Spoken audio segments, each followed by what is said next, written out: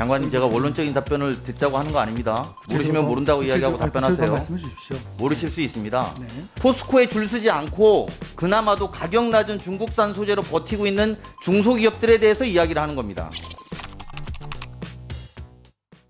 철강에 대해서 이야기 여쭙겠습니다. 우린 포스코라는 독점적 기업을 갖고 있습니다. 독점 기업이다 보니 경쟁을 도입하지 않고 가격 경쟁은 아무래도 원료의 수입이라는 외부적 요소에 이루어져 왔습니다.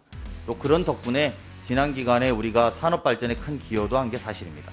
장관님, 최근에 포스코가 철강 산업의 수입 철강이 가격이 싸다는 이유로 반도핑 개소를 했고 우리 무역위원회가 조사 절차를 개시했죠? 네, 그렇습니다. 그러면 이제 이 반덤핑 제소에 따른 조사 개시 여부를 판단할 때는 우리가 관세법상 시행령에 확인해 봐야 되는데요. 그 사조를 보면 당해 조사 신청에 찬성 의사를 표시한 국내 생산자들의 생산력 합계가 기획재정부령에 정하는 기준에 미달된다. 이것은 어떤 취지로 이 조항이 있다고 판단하고 계십니까? 저희들이 갖고 있는 이 관련 이 규정들은 WTO나 국제적인 규범과 이런 거에 일치성을 장관님, 제가 원론적인 답변을 듣자고 하는 거 아닙니다.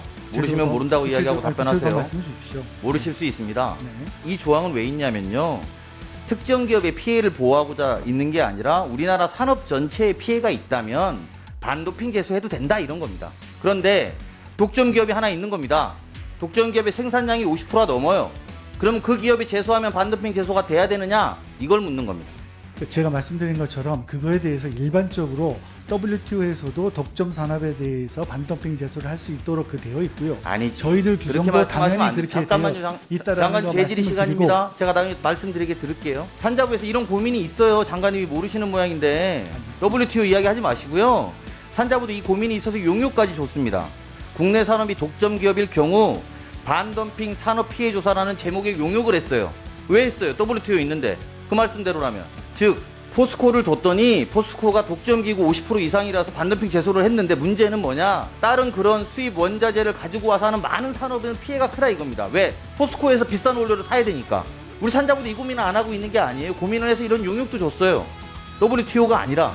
저는 그나마도 가격 낮은 중국산 소재로 버티고 있는 중소기업들에 대해서 이야기를 하는 겁니다. 포스코에 줄 서지 않고 우리는 중국으로부터 원자재를 수입해서 하고 있는데 반덤핑 제소를 해서 진행을 하면 그럼 다시 포스코에 줄 서든지 아니면 수입을 해도 효과가 없는 것 아니겠습니까? 이거에 따라서 저는 산업 전체에 무엇을 보호할 것인지에 대해서 산자부 장관의 철학을 여쭙는 겁니다. 저 표처럼 가격 경쟁으로 산업의 제조업자와 최종 소비자가 얻는 혜택을 보호할 것인지 아니면 독점 기업의 이윤이 감소되는 것을 보호할 것인지 이 이야기를 좀 여쭙는 겁니다. 뭐가 맞다고 생각하십니까?